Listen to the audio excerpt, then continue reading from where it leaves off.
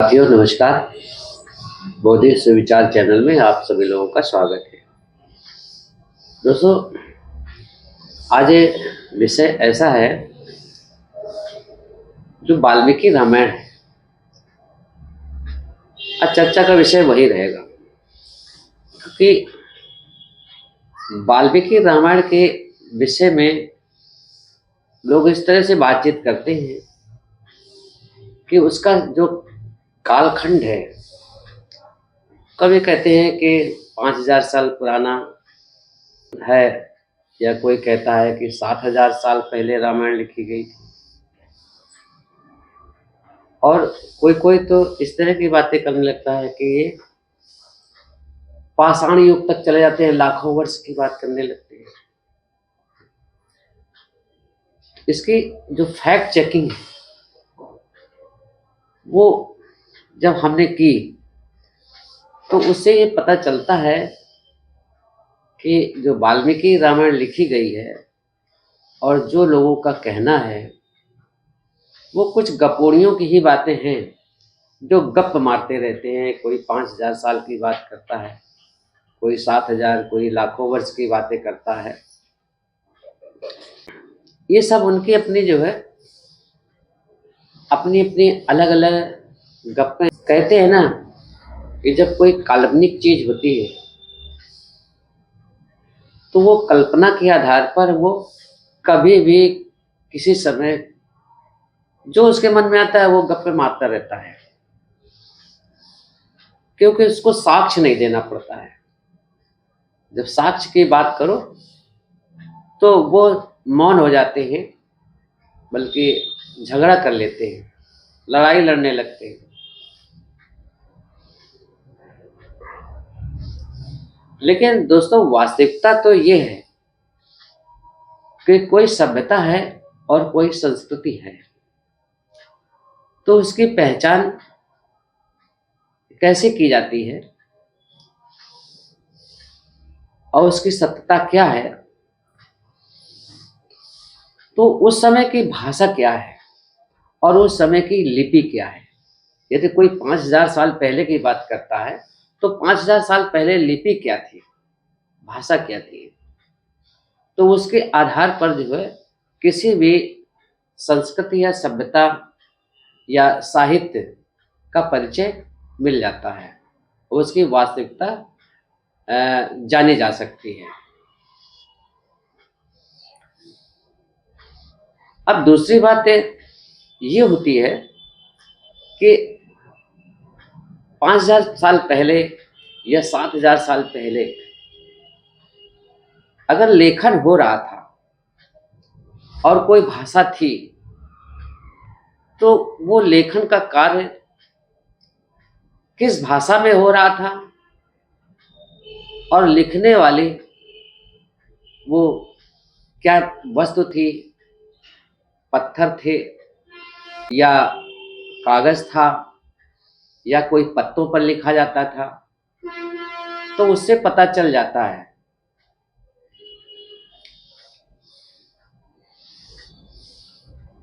अब यदि कोई 5000 साल की बात करता है तो उसे 5000 साल पहले कि क्या भाषा थी, क्या लिपि थी, उसका प्रमाण देना होता है।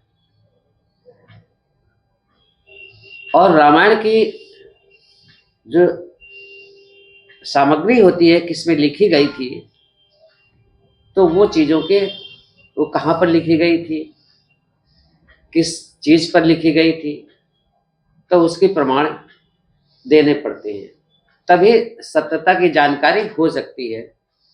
वरना तो गपोड़े लोग जो है गपोड़ी अपने गपोड़ लीला करते रहते हैं, अब कुछ कुछ भी बोले, लेकिन जब प्रमाण नहीं देना है तो कुछ भी बोले। कोई कह दे लाखों साल है या 10,000 साल है, 5000 साल है।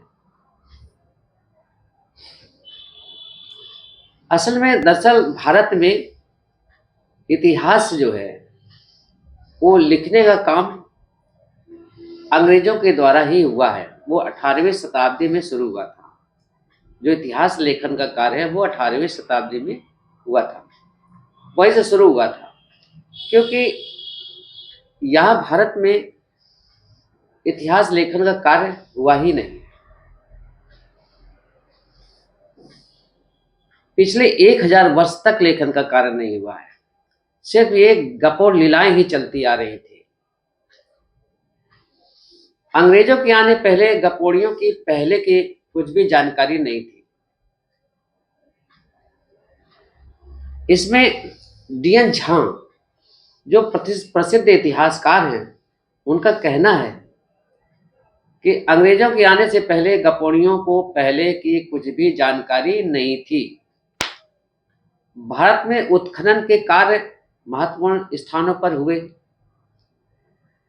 जहां जहां पर इन गपोड़ियों ने ये बताया कि ये मेरे धार्मिक स्थान है, यहाँ पर ये हुआ, यहाँ पर वो हुआ, वहां वहां पर उत्खनन का कार्य हुआ।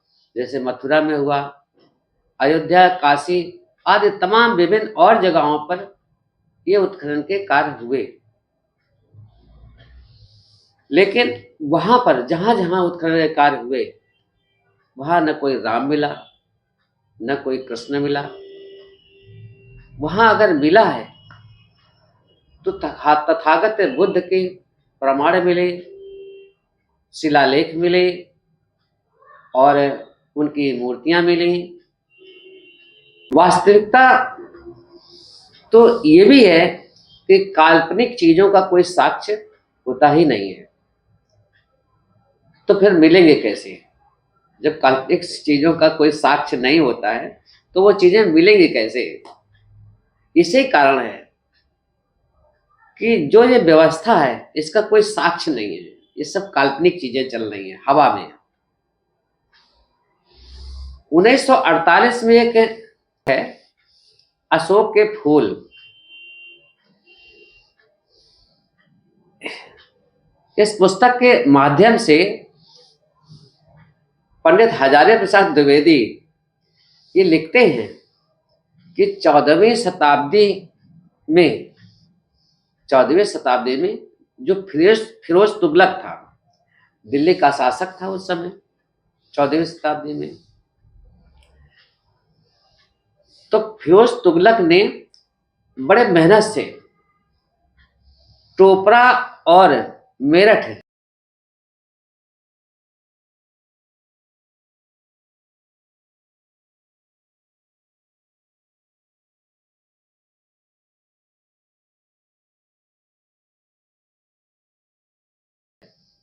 में अशोक सम्राट के शिलालेख थे। तो उसने जो है इन स्तंभों को जो है दिल्ली मंगवाया था बड़ी सावधानी के साथ कि कहीं इनका जरा से भी नष्ट न हो। बड़ी सुरक्षा की थी उसने, मखमल के गद्दे बिछाए थे और उसके ऊपर उसको रखा था शिलालेख, ताकि कहीं से ब्रेक न हो। तो बड़ी मेहनत से उसने दिल्ली मंगवाया था। और उस समय जो प्राकृत में वो लिखे हुए थे शिलालेख, जो स्तंभ में लिखे हुए थे, उन स्तंभों के लिए ये बहुत सारे गपोड़ियों को बुलवाया गया था, विद्वानों को, कि आइए भाई, आप तो बहुत अपने आप को विद्वान समझते हैं, तो आइए इस शिलालेख को पढ़िए। आप तो कहते हैं हम यहाँ भारत में 5000 साल पहले से, लाखों साल पहले से रह रहे हैं, हमारी रामायण है, हमारी महाभारत है, गीता है, तो आइए इसको पढ़िए। लेकिन किसी गपोड़ी ने एक शब्द भी नहीं पढ़ पाया, क्योंकि उसको पता ही नहीं है, उसको भाषा का ज्ञान ही नहीं है। फिर इन स्तंभों को पढ़ने में अंग्रेज कामयाब हुए। धम्म लिपि में ये जो लिखे स्तंभ थे, शिलालेख थे, तो अंग्रेजों ने पढ़ा। इसमें जॉन स्पेंसर और सर कनिंघम आदि और विद्वान थे जो इस भाषा को पढ़ा और उसको फिर इंग्लिश में ट्रांसलेट करके फिर लोगों को बताया। इसीलिए कहते हैं कि वाल्मीकि रामायण का लेखन तब हो सकता है जब भारत में कागज आया होगा। अब ये कागज का जो सबसे पहले जो प्रादुर्भाव हुआ वो चाइना में हुआ, चीन में हुआ। तो चीन के रास्ते से, चीन के माध्यम से जो है ये अरब कंट्रियों में गया पेपर। और वहां से जब मुगल भारत में आए तो वो कागज लेकर के आए, और तभी जो है ये वाल्मीकि रामायण जो है मुगलों के पीरियड में ही लिखी गई है। इसलिए ये निश्चित है कि वाल्मीकि रामायण जो है 14वें 15वें शताब्दी में मुगलों के शासन काल में रामायण का लिखना हुआ है। क्योंकि जो भी प्रमाण है इन गपोड़ियों के मिलते हैं वो सब कागज पे ही मिलते हैं। कोई शिलालेख या स्तंभ में आज तक कोई प्रमाण नहीं मिला है। इसलिए रामायण का जो लिखने का जो खुलासा है वो मैंने किया। साथियों, ये बात आपको अच्छी लगे तो वीडियो को सब्सक्राइब करें, लाइक करें और शेयर करें, जिससे ज़्यादा से ज़्यादा लोगों तक ये पहुँचे और इस बात को समझें कि इन गपोड़ियों की बातें क्या होती हैं। तो धन्यवाद, आपने सुना।